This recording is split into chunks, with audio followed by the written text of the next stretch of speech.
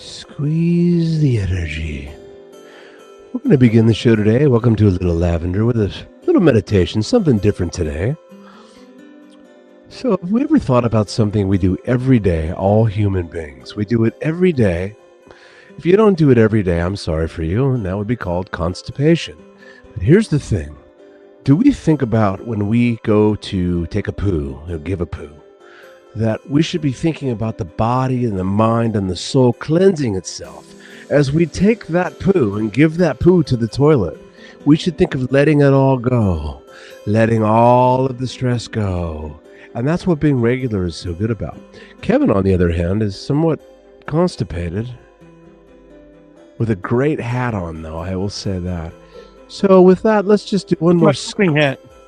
Not very loud, Kevin. Very loud. Use your inside, your quiet voice. That is the hat I wear when I poop, and I'm pooping right now in my chair. It's just too loud. It's too loud? Yeah, turn it down? just squeeze, Kevin. Squeeze out the poo. And with that, I'll bring us back to the reality of the moment. That, Kevin? You ever think of that people take a dump every day usually, and do we realize we're evacuating what our body's not using, right? You take a dump every day. I do, and my thought around is it cathartic for you? Is it the type of thing that when you go, it feels like being born again, like you're starting over, like you're cleansing, but yet opening up space for new, ingestion? Or is it the type of thing where it becomes laborious almost, that it's something you don't look forward to? Do you look forward to the poop, or do you not?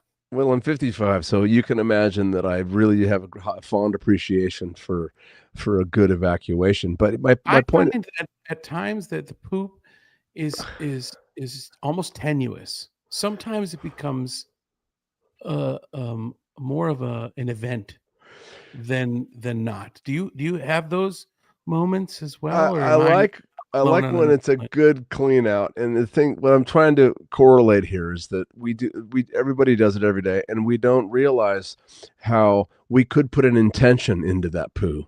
And that poo does your poo come with intention, like all the time? No, this is a new concept I'm sharing with the world right now today on a little Lavender. This is an exclusive little Lavender. On a walk the other day, I was talking to Jolie about it. She said, God, that's really interesting. So if we put intention into... Sorry to keep interrupting, but I just have these just random thoughts. Bring it on. You're diving into this. And I'll say hi to Denise and Patrick while you're... Have you ever been to the El Cortez? No, don't poo-poo us. Cute, man, cute. Hi, Denise. I guess... There are little Kiwis here, and I guess she. What happened? Did you get fired, Denise? We knew you started a new job that was a conflict of timing. And Stevie Dunham, hey guys, he says, put him up here. Let's bring him in on. Here's the do him. Are you going to answer my question No, I'm going to go back to that because and then Patrick is pleading with us. No, don't poo-poo us, which is great. This is Denise. Say hi to Denise. Oh, hi. Your little Kiwi. Okay, back to it. Go ahead, say it. Have you ever been to El Cortez? Of course, dude. Kenny Epstein's joint, man. We almost did a residency there. You know what? I don't hate that idea. It would have been perfect for you. Well, finish your thought before I streamlined you. I had never been to the El Cortez. And on Sunday, I went and saw a movie at the Beverly Theater. Have you been there? I have been there, yeah. Really kind of cool place. It is a cool place. But I had about an hour of time, and I walked over to the El Cortez because I had never been. It's kind of a stretch for the Beverly. That's a few blocks, right? That's a 5-6 block walk. Wasn't too bad. Let me ask you this: did it help your poo the next day doing that 6-block walk? I don't know. You had a good poo the next day, didn't you? I can't correlate if the walk helped my bowel movement. No. For those of you watching that don't know what the El Cortez is, if you're not a Las Vegas person, it's downtown. It's on Fremont. It is the oldest hotel in Las Vegas, and it's all mobsters. Kenny Epstein owns it now, but I can't. Can we do a little research on this because I'm blanking on the original? I think Michael Gong might have been involved in that. Actually, I learned that it was the oldest hotel and casino in Las Vegas. The rooms are original. The suites upstairs. I mean, it was. I'm gonna go ahead and pull a little. So what did you do there? So you went there to. Well, I've only learned how to play a game called Is it called Baccarat? Or is it Baccarat? Is it? Baccarat. I've never played this game before. It's a So super high end. I sat down with 10 grand and I wanted to see 10 grand? Yeah, Jesus. that's a light day for me. Yeah, you're a big shot. You look at a big baller. I'm just kidding. I sat down with $100 and I said I to think the it was 10 grand. I bet it was a grand at least. No, it wasn't. Not even close. I sat down with $100 and I said to the woman, hold on. I said, can you please instruct me how to play this game? She said, I can't tell you whether to bet on the player or the banker, but as we go, and I know the gig is to try to get to the 9, right? And I know that face cards and 10s are zeros. I don't know how to play, so you're speaking gibberish. You bet either the payer or the banker, and you hope that the 2 cards get to as close to the number 9. Whoever has closest to the number 9 wins whatever the bet is. So I had $100 out there, and before long, I'm sitting there in front of $2,900. Okay, let me ask you this: what time did you get there? What time did you get there, and what time did you leave? I left. It took me 14 minutes, and I left. Oh, you didn't stay. It wasn't an all-nighter for you. Oh no, I just had some time. I'm joking. I doubled my money. I had $200. So let me go with this. Bet. I won one hand, and I looked at her and I said, I think I'm leaving. The Elk Course gives a good return in 14 minutes. It opened in 1941. It's the oldest continuously operating casino in Las Vegas. Early ownership, organized crime figures, including Bugsy Siegel, and he bought the El Cortez in March 1945, but sold it a year later. Notable owners. I don't know who J. Kell Hussels is. Jackie Gone. Jackie Gone. Father. That's correct. He was a friend of my grandfather's. That's right. And also Chris Loudon's father, Paul Loudon. These guys were. This is like you were in the mob vibe, baby. They're probably going to come find you. You ripped them off. You didn't give them enough time to win their money back. He sold the El Cortez to Kenny Epstein. This is the gentleman you were talking about, right? So Kenny Epstein, who still owns it, and he's the one that offered us this residency. So there was a restaurant on the Fremont side. I don't believe Kenny still owns it, right? He died in March of 2014. Kenny didn't die in 2014. I'm reading right now. In 2008, Jackie Gone sold El Cortez and its properties to Kenny Epstein. Over the next decade, Epstein and his business partners put more than $50 million in renovations into the property. Gone continued to live at the casino and still play poker in the poker room till his death in March 2014. That was Jackie Gone. I'm sorry. Kenny's younger. So Kenny's daughter, Katie, married Jonathan Fine, and Mark Fine was one of the Green Valley people. Anyway, we're name dropping here, but the point is there's so much history, and right here, Patrick's nailing it right here. Yep, you know it, baby. There it is right there. I had never been, and I had watched some videos online that come up on the reels and it was really kind of cool to step in that place. Our localized police officers like to meet and have lunch. So they have a coffee shop in the El Cortez that's still running, but there was a restaurant on the south side, on the Fremont side, and Kenny got in a beef with the union, right? They were trying to screw him around, so he just shut the restaurant. So he showed me the room. Oh yeah, we know that, buddy. We know that, Stevie. So he showed us the room, and he said, you can do anything you want to do in here. And we considered it. It was one of the first places that we looked at when I first moved back, and I just wasn't sure about Fremont Street at that time. You know what I mean? Anyway, so yes, you were in history and you won some money. So good for you. It was fun. It was a nice experience. I had never been there, and it was my first time. I couldn't find the gift shop because what I really wanted to do was buy a little memorabilia. I wanted to take something home from the El Cortez, and I didn't think about it. I should have kept one of my little, chips. I should have bought like a $1. Well, you can go back. It's not going anywhere. It's not like they're going to implode it next week. How often do you get to the Fremont area? I haven't been to Fremont Street in forever. I haven't been, Like I was going to the Beverly Theater and I was that close. I figured, you know what? Let me just stop in. Well, I went to the park the other night to drop a friend of mine off that was in town from Pennsylvania, but that's his I dropped them off and left. Stevie said he's glad they cleaned it up. Do you mean the El Cortez is cleaned up or the mob cleaned up? Or the mob cleaned the mob up. What does he mean by that? Put that in the comments, Stevie. I don't know what you mean there. Yeah. Wow. Well, the town is cool, man. In a town they tear everything down, right? The history's gone. Is it really? Well, yeah. I mean, Circus is still there. What? I heard you should get a gig there. What'd you say? The Circus is still there. You're I funny. heard that there's a cool room at the Circus. No, They're going to tear it down. That's the room that Sam Novak did an article about it. Right? They found it. It was. Yeah. Did you hear that Sam did an article? And you want to know why we only have 4 episodes left of this shit? Because, do you listen? I know your microphone's loud. Are your ears up? Can you hear? Can you hear me talking, Kevin? Huh? Oh, a sidetrack there. Hey. No, so next week is Tuesday, right? Next week is apparently our 85th episode. It might be my last episode today. I'm not sure. I'll have to let you know. Okay. Just let me know. Do me a favor. Let me know before Tuesday morning. Okay. I will. And what prompts that for you? Stevie hates Circus. Stevie says it's gonna go. Phil Ruffin owns it. He owns the horseshoe, the corner all the way on Sahara. It wraps around. You got inside information? Are you breaking it here on the? No, it's public information. Yeah, we hate the change. Imagine growing up here, Denise, and seeing all the changes. Listen, it's a very valuable piece of property, and it's a dump of a hotel, and lots of problems. And then the corner of Sahara and Las Vegas Boulevard, that's part of that property. He owns that as well. So I hope they tear it down and build something amazing. House in Circus. He's right. Great. Yeah, the clown fillets are delicious. No. They have it's still a good restaurant in there. How does a vegan talk about a steakhouse like you? Well, you think I've been vegetarian my whole life, you dumbass? Listen, let me tell you something.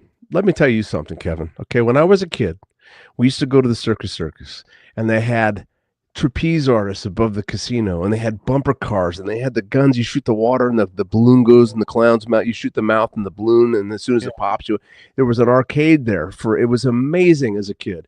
And then they built the dome on the back, which was in the 90s, and that was amazing. But the hotel is just it's done, man.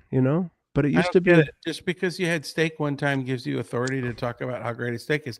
If that steak rule one time. If that whole rule holds true, then you should be able to talk about dick like you like it. I haven't had any dick. I may or may I allegedly I'm stuttering. I swear to God I didn't do it. No, dude, listen. I only touched it with this finger.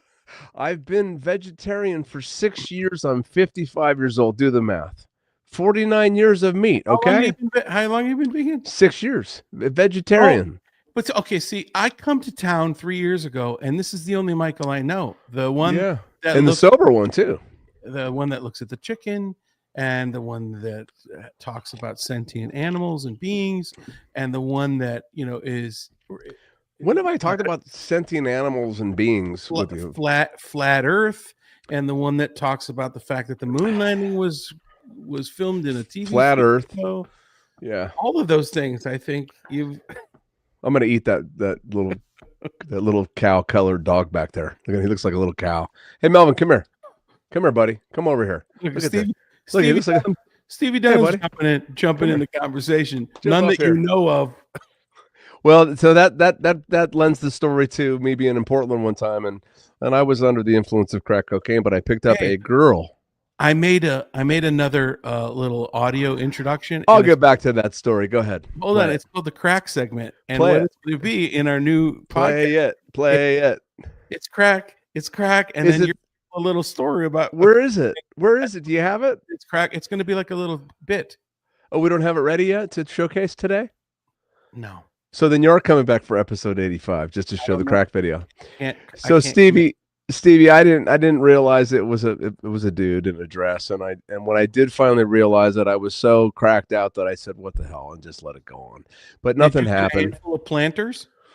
No, I felt like this kind of down there, and I was like, "Oh, this is too much." Yeah, read the Charlie Sheen book, and then just change my name out. You'll understand. Wow, that's amazing. Yeah, man, it wasn't a great blowjob either. So this is a little lavender. We want to talk about spiritual things and wonderful, and talking about crack and blowjobs from dudes is what it is, Mikey. Thank you, brother.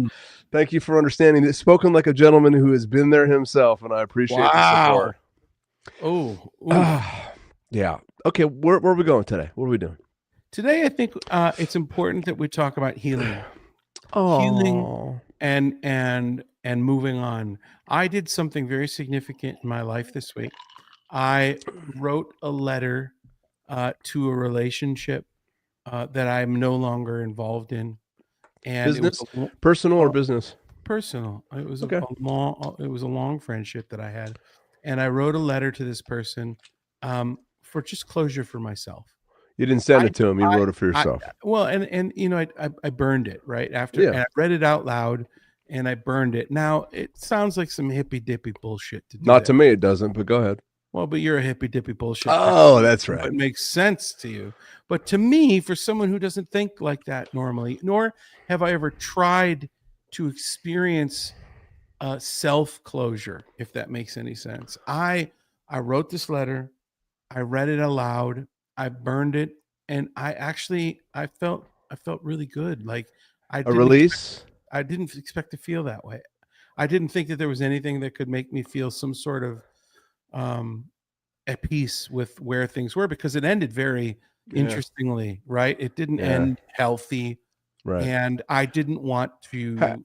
how many years ago did that relationship hit that wall? 4 years. So 4 years you've been carrying off and on, thinking about it. It's been bugging you. There's It's been not a every now and again. There's just been like I don't know, but it was not like the type of it wasn't the type of like pining that I wanted to reach back out, or I wanted to explain myself, or to investigate having a newer version of the relationship, because clearly I don't think you can go backwards to the way things were it's like when you sour kind of milk. when you split up like that, right? It's like sour milk. It goes sour. You can make cheese out of it, but you can't go back to milk. Yeah, right, right. So, Yeah. I and a couple really smart people that I talked to, they were like, "You only send it to that person if you want something to come from that effort. Like you don't need they don't need to hear about my closure. Closure is within yourself. It's not for the other person to give to me." So, that made a whole lot of sense at where I am in my life right now. And it's kind of like the closure of this podcast, right? It's kind of like, you have been not invested in this for, I want to say, I don't know. See what I'm talking about? You're I'm taking sorry. What photos. were you saying? It Right, was my exactly. niece. There's the excuse all the time too. It's like That was a fact. That was. I apologize. Go ahead. there's Continue. nothing more So important for the you're feeling we're that way. So in 5 years, you're gonna write me a letter and then burn it, but not send it to me.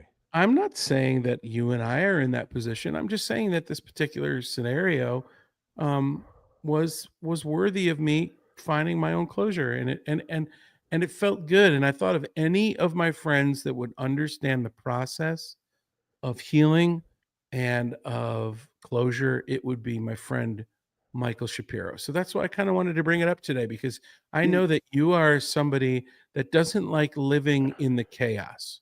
You are uncomfortable in the chaos. You call the bullshit out the minute you feel it. As a matter of fact, before this podcast even started today, you know, you got a little riled on something that I said. Did you? Maybe riled's not the right Thank word, you. Let's but be accurate with the words.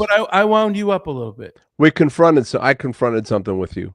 right? Yeah. I wound you up a little bit in how I was responding to what you were trying to communicate, right? And okay, I'll take a time out. Go ahead.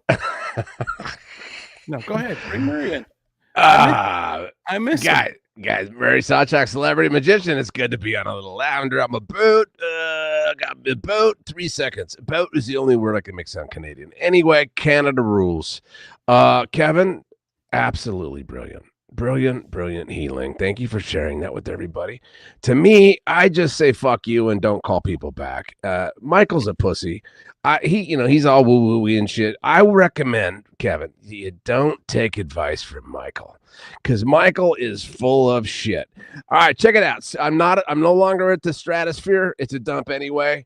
Everybody can go fuck themselves, but I got some new magic tricks, and go to my YouTube channel, Murray Sawchuk, Celebrity Magician. But Kevin, before I go, let me ask you something.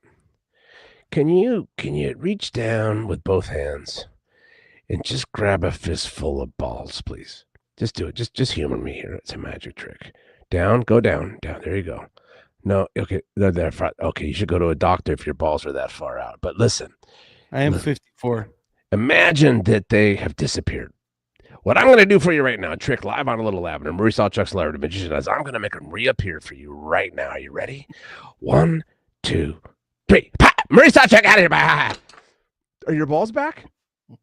Did your balls come out? I've never had them this entire time. It's a beautiful thing, man, and it does. Yeah, you know what? Why I confront stuff is because I'm uncomfortable and I want to talk about it. That's not always. Discernment is a very important tool for people, and to think about who you do that with and when you do that. I feel real important tool. Listening. A needle nose pliers. This thing has been so important to me over the last. It's a good tool. Week. It is a very important tool. Go ahead. I'm sorry. Go ahead. No, it's a really good tool. I don't underrate a good toolbox, So, anybody out there struggling in a relationship with somebody that you're no longer in contact with, writing your thoughts down is a great way to do that. Or take a poop, and as you're pooping, put intention into the poop and let that go out with it and flush the toilet. Same concept. I find it ironic. If you're not ready to let it go, just hang on to the poop a little bit longer and just walk around. Yeah, well, holding stuff in could create constipation. Is that true? Yeah. Do you internalize things? Do you ever No. Sit with it and me? Let it build and percolate. Then it marinate. Physically, do you get any like physical anxieties or of diarrhea? Don't you? Not diarrhea, but don't you internalize a lot? That's one of my biggest pet peeves about myself is that I internalize everything. So I take it on physically. It becomes physical to me. So I internalize everything. I internalize everything, but I'm very quick to. I'm a quick processor, and I don't like to be in the pain, so I get it out. And there's a lot of mistakes in that too, because you can hurt people doing that. You can say the wrong thing, say what you didn't mean to say, not quite understand what the feelings are. I'm learning to internalize more and be graceful. Is there a middle ground? That's the whole point, right? Balance. I can't spell balance. I'm a drug addict. I'm extreme. I'm 0 to 100. But yeah, you've been sober for 19 years. Are you still a drug addict? Yeah. If I was to take one hit of crack cocaine, I'd be right back to where I left off. Yeah. Yeah, but that doesn't make you an addict today, right? Because here's what it does. It's like whack-a-mole. Remember whack-a-mole at Chuck E. Cheese? You hit the one mole and they pop up over here. Okay. Do me a favor. Grab your nuts real quick. Got them. Feels good. Are they there? Oh, I got good balls. Yeah. Are they there? Nice balls. Yeah. Let's give a hand for Murray for bringing your balls back. Wait a minute. These feel like. Hold on, Kevin. These don't feel like my balls. These are your balls. Wow, Murray's good. Feel your balls anymore. No, you have mine. Oh, if you don't have mine, we're in trouble. I have balls that have been in a man's mouth. My balls weren't in that dude's mouth. No, just my cock. Oh, this is. I'm sure he had the whole the trio, the Holy Trinity was in that dude's mouth at some point. Why don't I even bring this up, man? It's great, man. I love how open you are. I mean, listen, this is the problem with where we are today as a society. Everybody's hung up. There's nobody on anymore. They left. We can't talk about anything. This is the dick segment. No, this is what you. Are we going to talk about people we don't like? No, we're talking about balls and dicks, right? So but the dick segment is when we mention people we don't like. We got in a lot of trouble with that. We did. I think people got their feelings hurt. Yeah. What's funny is did we get in trouble or did other people? No, I think it didn't. Our intention wasn't to create what happened, and I think we brought those guys together and it worked out. I feel good about it, but I don't want to go there again. Although, I would. Yeah. Anyway, the addiction thing, I'm better off going. Yeah, I'm a recovering drug addict, right? Yeah, 19. I think that sounds better too. And I celebrated 19 years. And you got merch in that, Well, it's just it keeps you kind of vigilant, right? Because if I go, oh, I'm healed now, and maybe I can smoke a little pot, or maybe I can drink a little bit, or it's just a slippery slope. So I recognize that my addiction has whack-a-mole. It has jumped over to food over 19 years. It has jumped over to sugar. It has jumped over to womanizing. It has jumped over to workaholism. It's about balance, and I have trouble with balance, right? It's either all or nothing.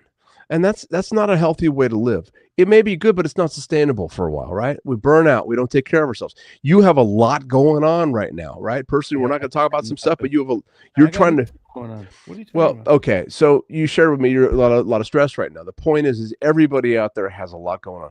Imagine a family of 4.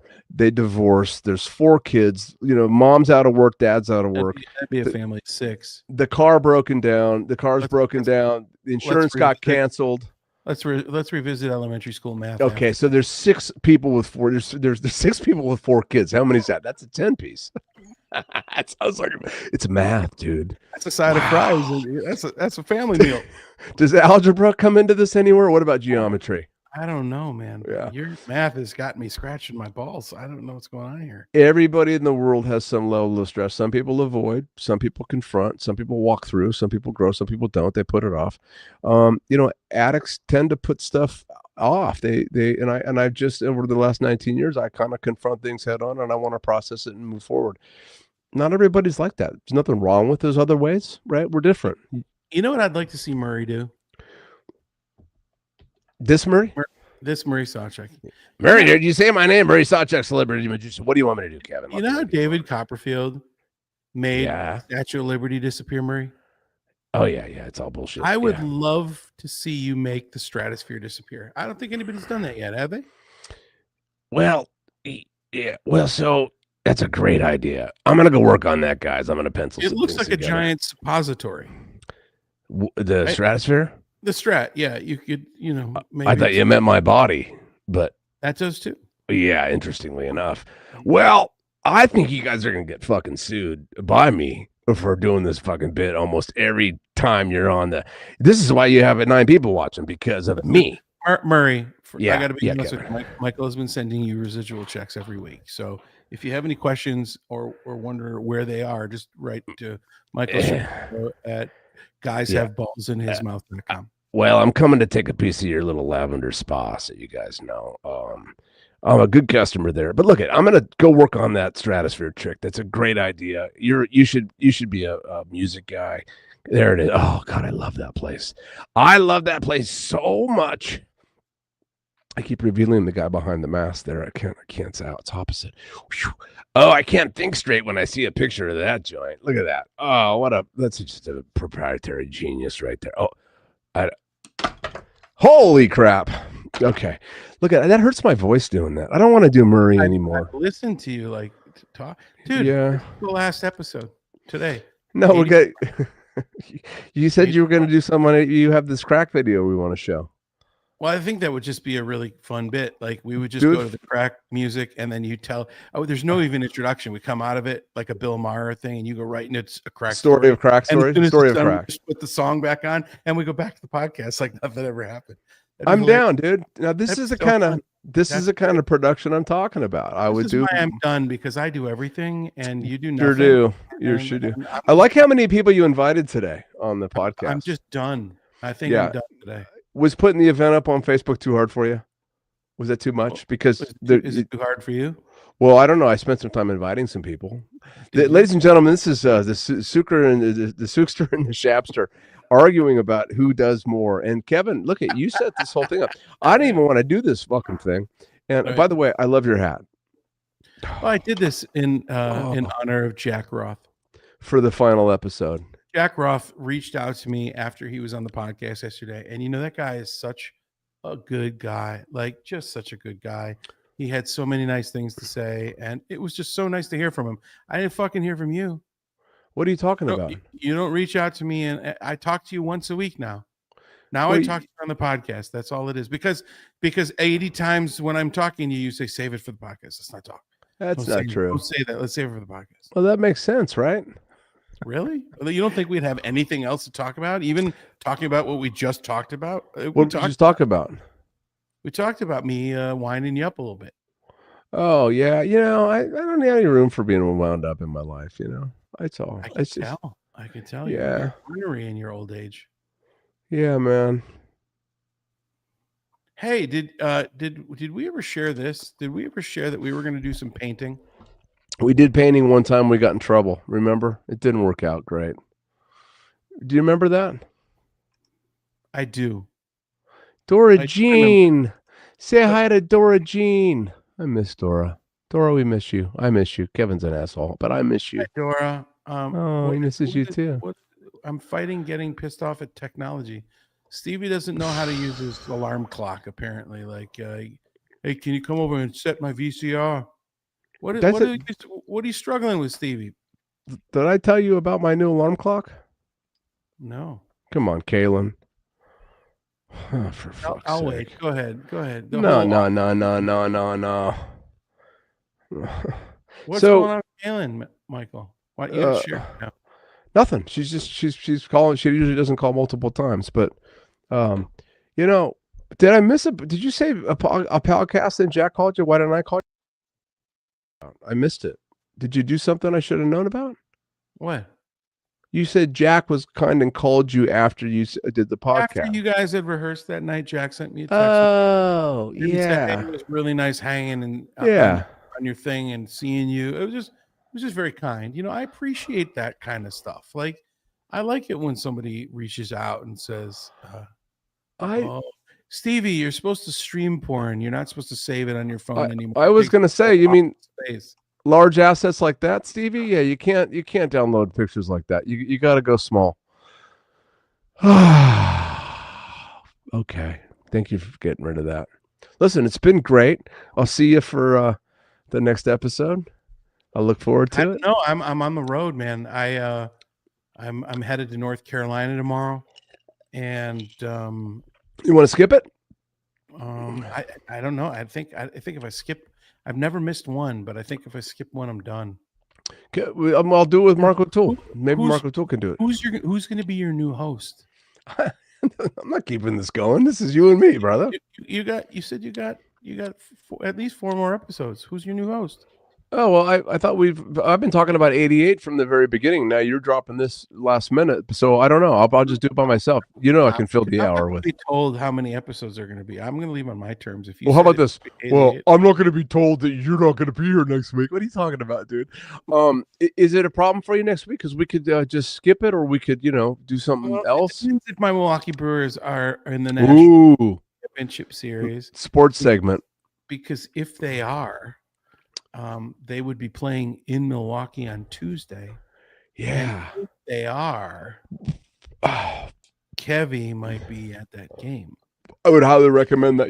A good friend of If Jole's I reached don't out to us. He's from Chicago, and he invited us to go to a game if Chicago was going to be. I don't know. I'm not keeping track of any of that, so I don't know. Who are they playing if they keep going? the Chicago Shit Cubs. It's okay. So he said, "Hey, would you and Jole like to fly to Chicago, and I'll put you up, and then we'll get a car. We'll go. How far is Chicago from the stadium?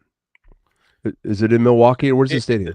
The stadium is in Chicago, right? No, There's a no. They were playing. The game he wanted to go to was the one in Milwaukee. in Milwaukee. Yeah. Oh, How far is that drive? Couple hours? it's 100 miles. It's nothing. Couple 90 hours. miles.